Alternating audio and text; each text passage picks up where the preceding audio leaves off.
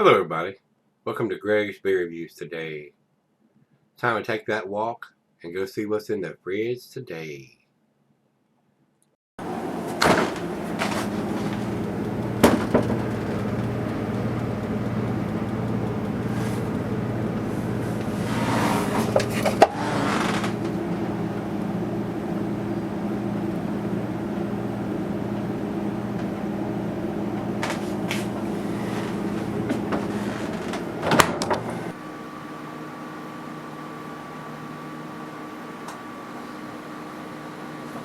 Hey everybody, welcome to Gregsbeerreviews today. Thanks a bunch for swinging by. I do appreciate it, guys. Today's beer, we had a beer mail package show up out of the blue from a good friend. I guess I can consider him a friend. He's been a subscriber of mine forever. His name's Bill, and he has his own beer review channel. And I'm going to put a link down. It's Beer Hounds. So guys, you can go on YouTube and type in Beer Hounds and it'll take you right to his site. But I'll put the link down, and he sent me some beers out of the blue. So Bill, thanks a bunch. I do appreciate it. And I wish you well. I went and checked out the channel, and he's on a recovery.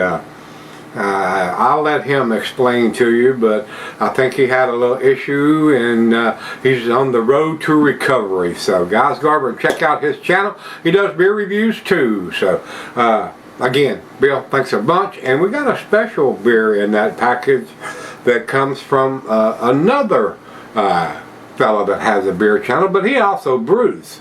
And from what I'm seeing, he's pretty damn good at it too. So guys, we'll get to that, and we'll give you some information about that fella too. So with that being said, let's get on with this one. Daywalker is a red ale from Black Plague Brewing. And these guys are out in California.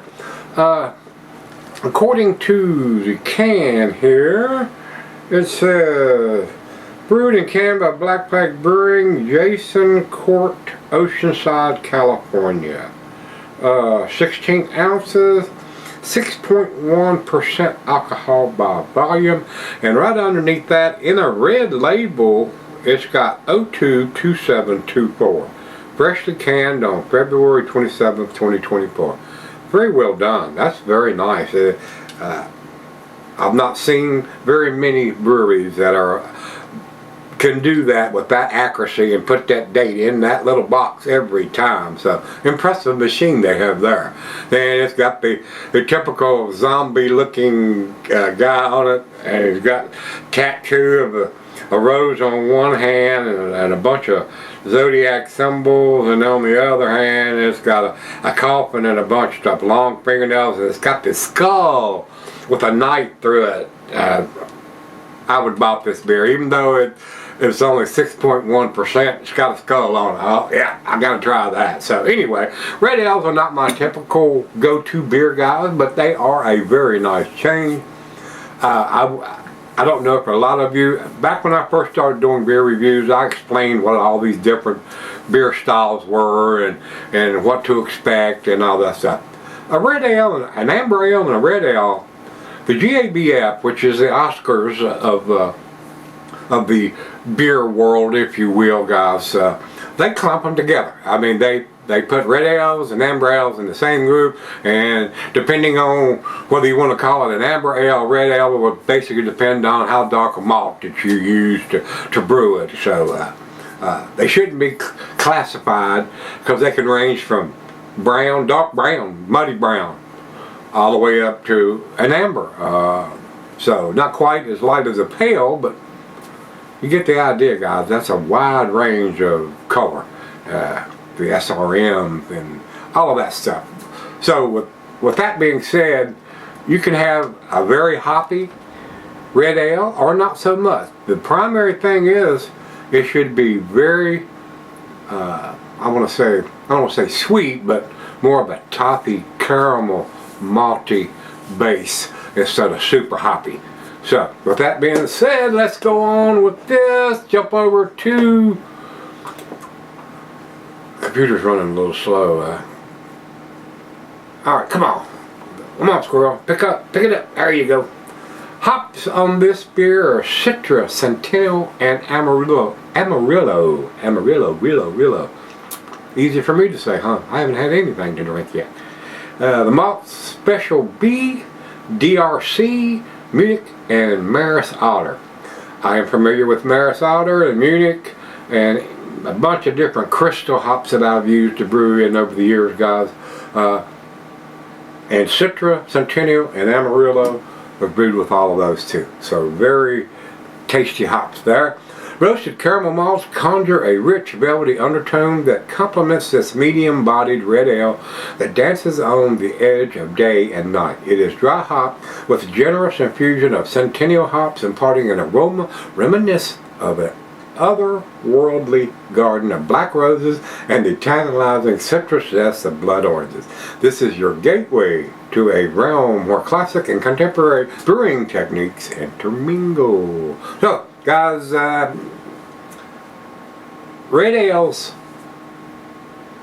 although they're not a staple in my fridge, they usually are super tasty. Very, very tasty. So I'm hoping this is going to be a tasty beer. And again, medium mouthfeel, it's a 6.1. It's not an 8.1. You would probably get a lot thicker, heavier. And they are Imperial Reds that fit my palate a little better than the lower ABV ones. Again, I only get a couple a day, guys. 2 beers a day, and I go for the little bit bigger beers instead of the lower ABV, the session beer. 6.1, not quite a session beer. It may be for some people, but not this guy. So let's get it popped open. Again, Bill, thanks a bunch. I wish you well, my brother, and thanks for sending me these out of the blue. All right, here we go. Into the glass we go. Alrighty, there's not going to be anything settling in here, but we're going to do this swirly swirl anyway. And that just gives it a chance to catch its breath before I do that. Alright guys, finger and a half on that. Very nice. Definitely a red ale. And it's, a lot of times it's hard for you to see because I don't have the light that I can shine through the back, but it's red. It's red. And I can see right through it. That looks awesome, guys. That is a nice looking red ale. And again, it's probably going to be a little thin, medium bodied, 6.1%. So it's not something that's not going to knock you down if you have 1 or 2, maybe even 3. To the nose we go. Wow. Malty, caramel, toffee.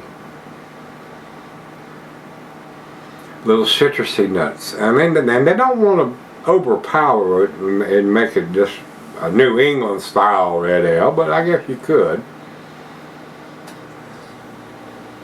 It smells awesome. I mean, it's not blowing my hair back and my socks off, but it smells like a very well made red ale. And again, with the hops, the Citra, Centennial, Amarillo, in lower quantities, they're not going to be overpowering the malty, toffee, caramel characteristic. Smells good. Let's have it. Cheers, everybody. Cheers, Bill.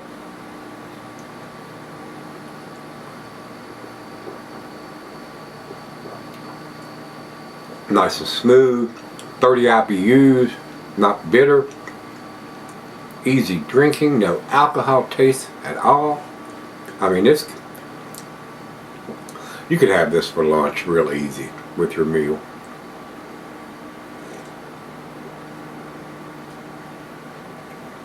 I don't believe I'd go with more than that for lunch, but I believe you could probably get away with 1 of these for lunch.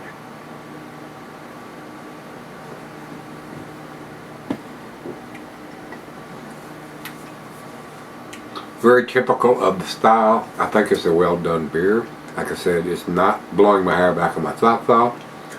The Imperial Red, it may kick it up a notch or 3, but that's nice.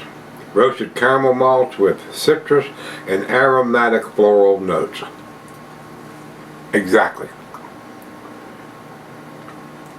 A lot of floral, maybe earthy, herbal presence, which is unusual with the hops they've used. Citra, Centennial, Amarillo, you would think you would get more of that from the European hop, a size, a Tetanang or a Golding or something of that caliber, but it works. It's tasty.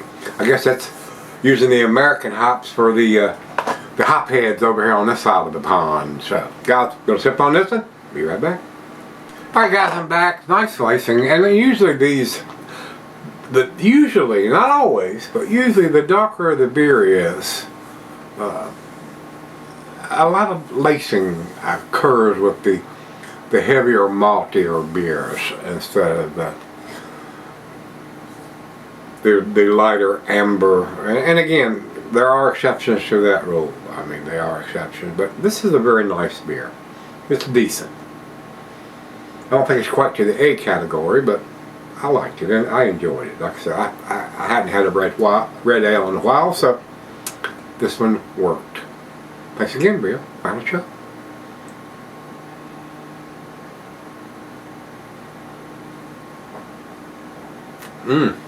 Maybe a little bit more than a final show. Alrighty. Guys, to me, that's a B beer. That's where I'm going to put it. I think it is a solid B beer. 85 for me on this one. And I can tell whether the beer is, I want to say, a thinner or medium bodied and a thicker, full bodied beer is correlation with the alcohol content, but it just seems that way to me.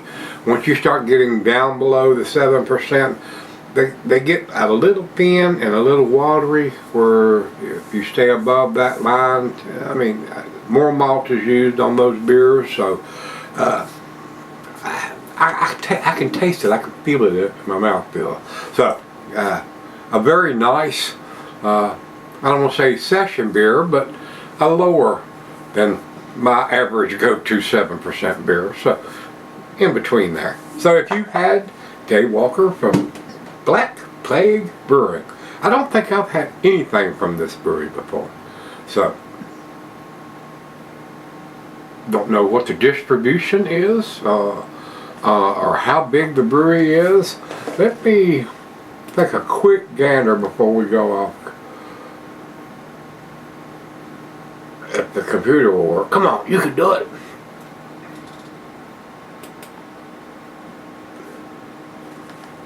Well, I'm trying to get back over to Beer Advocate and it does not want to go. I'll need to reboot this thing. It's just too slow. Alright. They have...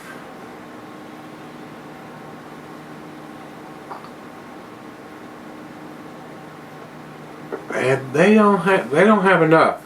Beer Advocate doesn't have any enough rating. They only have one, and I was trying to see how many beers that they had listed here. So let me, if I can get it to back up to how many beers this brewery has produced.